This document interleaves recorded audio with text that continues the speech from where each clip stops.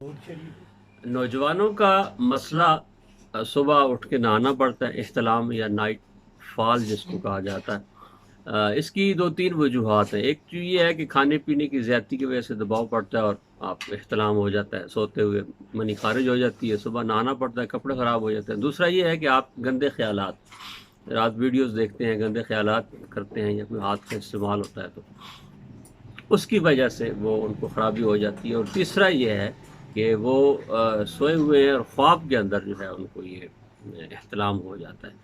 تو یہ جو درمیان والی وجہ ہے اس کو تو آپ کو خود چھوڑنا ہوگا جی۔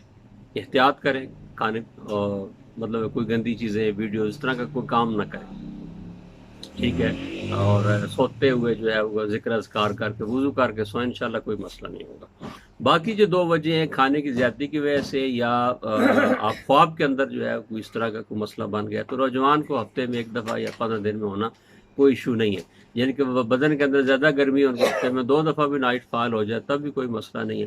بہرحال علاج میں آپ کو بتاتا ہوں، استعمال کریں اور ہمیشہ کے لیے جان چھڑائیں اس سے۔ کیا ہے جی علاج؟ بہت آسان ہے۔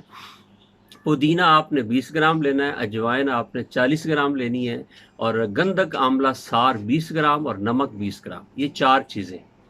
گندھک آملہ سار 20 گرام، پودینہ 20 گرام، نمک 20 گرام اور اجوائن دیسی 40 گرام، سب کو پاؤڈر کر لیں، پاؤڈر کر کے پکی بنا لیں۔ ایک چمچ صبح دوپہر شام استعمال کریں 15 سے 20 دن، انشاءاللہ آپ کو کثرت احتلام سے جان چھوٹ جائے گی۔ میں حکیم فیصل، آپ کلیم دواخانہ یوٹیوب چینل دیکھ رہے ہیں۔ السلام علیکم۔